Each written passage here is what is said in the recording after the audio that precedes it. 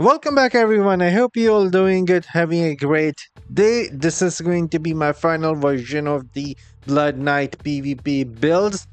I've been having ton of fun using these builds, getting some really good result. And if you guys are enjoying what you're seeing on your screen, or you guys have seen some of the other videos that I posted for the PvP, some highlights, then let's dive into strength and weaknesses of this build. Then we will go through the gems, the paragon, and the build modifier itself. So starting with the strength and weaknesses, we have really high mobility. We have a very good build that allows us to push for the objectives, and then the builds will be good for all resonance of plays. You can do the same thing even with a lower resonance and survive diving in and coming back out without taking any damage, because we have some crazy invulnerabilities, so you can basically avoid a lot of damage. And as for some weaknesses, this build is not the highest damage in PvP. You can go for even more damage, but you will need to try and fight and go with the wave of blood that can increase more damage, but that is going to be more aggressive. The reason I am not going for that, because I want most people who are watching this video able to dive in, deal damage, and come out surviving that. If you try and go for the wave of blood, that might be risky and end up getting you killed, especially if you are lower resonance player. And then you will have to wait for some of these skills cooldown to come back before you can just repeat the dive in damage and then retreat back and just keep repeating that. And if you find yourself in one versus one scenario, then you can dive in and go for the kill. You don't need to wait for the cooldown. And the build is not good for the open world farm, and the build is not good for the raids and the dungeon. Now that is out of the way, let's dive into some free to starter gems. I will recommend the Fervent Fang, Mother Lemon, Paying Claps, Abiding Curse, Power and Command, Karna's Invigoration, Berserker Eye, and Everlasting. This is going to be our free to play starter gems, giving us the most damage. And next we will be diving into pay to win best gems for player who just want to go with the resonance. And these gems are somewhat not the best when it comes to the talents, but will give you the resonance that is needed in PvP. So we have the Bloodsoaked Jade, Seeping Bile, Bottle Hob, Gloom Cast, Starfire Shot, Howler Core, Chip of Stormflash is going to be amazing with the build. And then we are using the Mother Lemon to increase our critical chance so we can dive in and deal some more crits to other players. And then we are going for the Gladiator Paragon Tree, and this is how my tree is currently set up.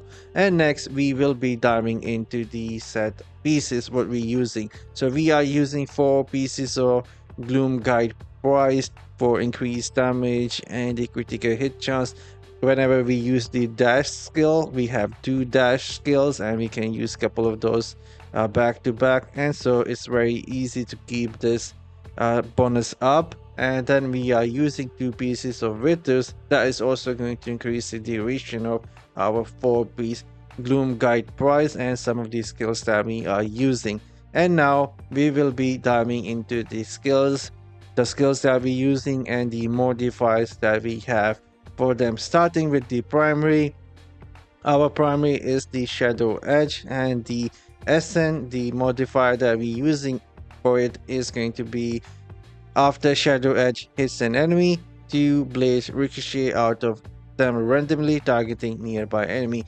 The reason we are using this, sometimes you dive in, there will be more than one player close to one another, and if you hit the one, it will ricochet and hit the other, dealing more damage and helping you deal with them and maybe get some additional kills. And then we are using our first skill, Skewer here. The first modifier is from the main hand, allowing us to leap and stun enemy. This is going to be one of the highest damage skill. If you are higher resonance, you can sometime even one shot lower resonance player with this. And then the second modifier is from the offhand skewer, now also increased damage done by 19% for 4 seconds. This is your character damage and not just the skill damage, so it's going to be really good damage buff for all skills.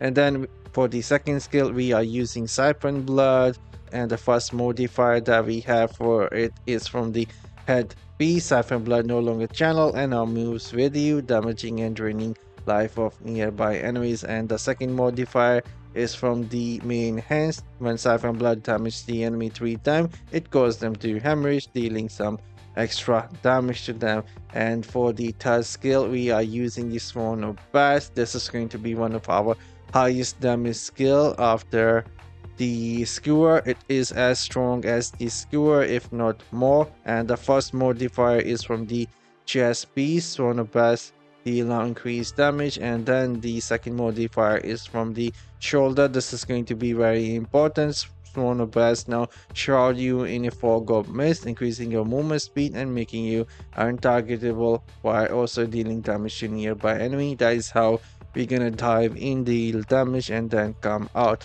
And then the next modifier is from the pants. Sworn of Bast now also poison enemy, causing them to take extra continual damage for 3 seconds. This is going to be a really high damage dealing skill for us in PvP. And then for the next skill, we are using Sanguinate. No modifier done to it. This is just a skill to get away and use the Siphon with. You can activate the Siphon and activate this as well, dealing damage as you move. And these are the builds I've been using, having some great result. Hopefully you guys enjoyed them as well. I am signing off and I'll see you guys in the next one. Later guys, take care.